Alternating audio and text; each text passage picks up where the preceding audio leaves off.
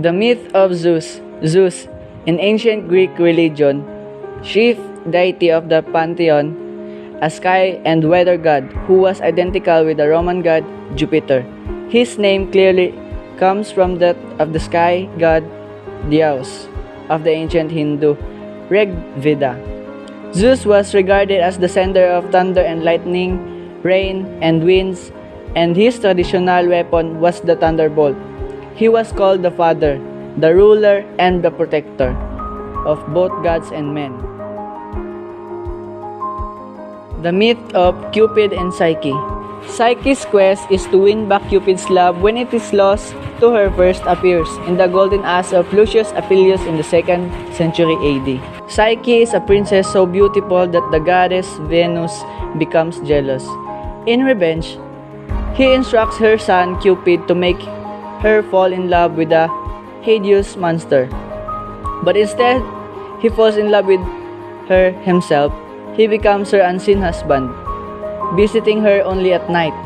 Psyche disobeys his orders not to attempt to look at him, and in doing so, she loses him. In her search for him, she undertakes a series of cruel and difficult tasks set by Venus in the hope of winning him back. Cupid can eventually no longer bear to witness her suffering or to be apart from her and pleads their cause to the gods. Psyche becomes an immortal and the lovers are married in heaven. The myth of King Midas Gold. King Midas and his touch. The story of King Midas is a myth about the tragedy of avarice and narrates what happens when true happiness is not recognized. Midas was a man who wished that everything he touched would turn into gold. However, he had not thought that this wish was not actually a blessing but a curse.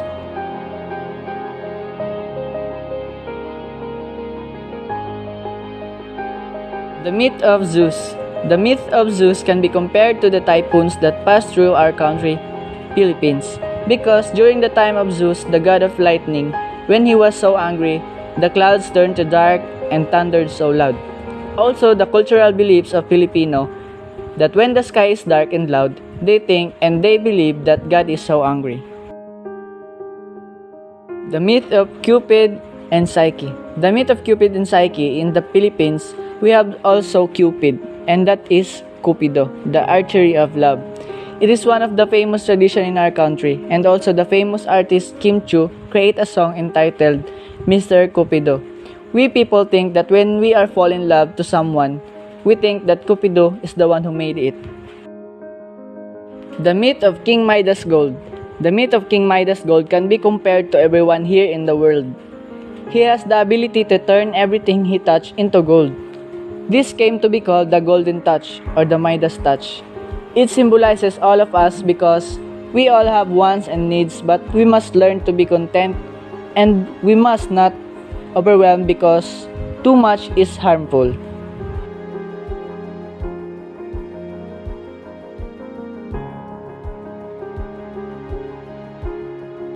Summary of The Goose Girl. The Goose Girl is a fantasy young adult novel written by Shannon Hill and published in 2003. Based on the fairy tale of the same name, the novel follows Anidori Kiladra, or Annie, a young princess who, after her father's death, is sent to meet and marry a neighboring prince, with whom a marriage has been arranged. The summary of the Frog King or Iron Henry. The Frog King is one of the oldest German folk tales. In the story, a princess promises a frog that she will make him her companion if he retrieves her favorite toy from the bottom of the deep spring. The summary of the Seven Ravens. The Seven Ravens by the Brothers Grimm is an even more adventurous story.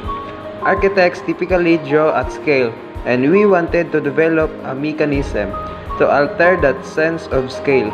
It begins with a wish. The parents of seven sons long for a daughter, and voila, she is born.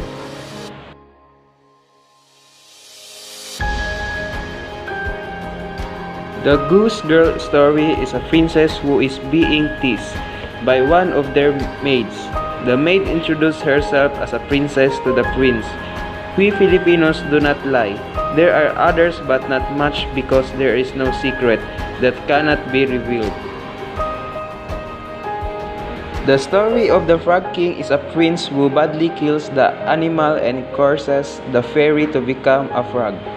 He had to find a princess like him, and he could change it into a bad character and it changed.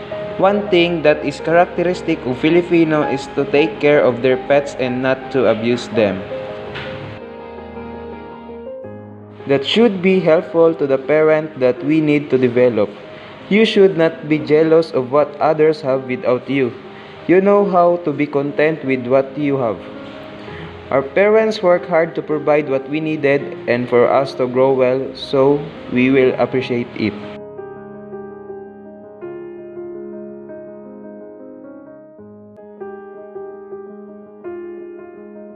Alibaba marries a poor woman and settles into the trade of a woodcutter. One day, Alibaba is at work collecting and cutting firewood in the forest when he happens to overhear a group of 40 thieves visiting their stored treasure. The door opened only by verbal command of open sesame under pressure from his brother. Alibaba is forced to reveal the secret of the cave and his brother go to the cave, then he get a bags of gold. Before his brother go out to the cave, he forgot the verbal command. The 40 thieves, he saw the brother of Alibaba, then they killed him. Paul Bunyan. When he was a baby, Paul Bunyan is mighty big. His parents get 4 dozens of cow's milk every morning and evening to feed him. When he was grow up, he found a young calf who became his best friend. Paul realized that he need more space, so he moved west to start his own logging business. The Loch Ness Monster. There was a big creature live underwater. They called Nessie, a Loch Ness Monster. One day, the boy get bullied by his classmates. Then the boy go to the sea and he saw Nessie, then they become friends. The boy realized Nessie is a good friend, but if it is a monster.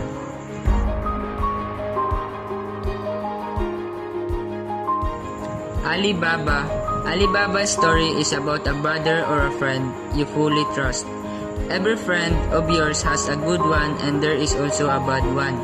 Find a friend who can really trust in everything that will not pull you down. We have a saying that what you do to others will also be done to you. So when you do good, it will be good to get it back to you. When it is bad, it will be bad for you. The Tale of Paul Bunyan. The story of Paul Bunyan is a big man and his neighbors are too big and he thinks he is in danger.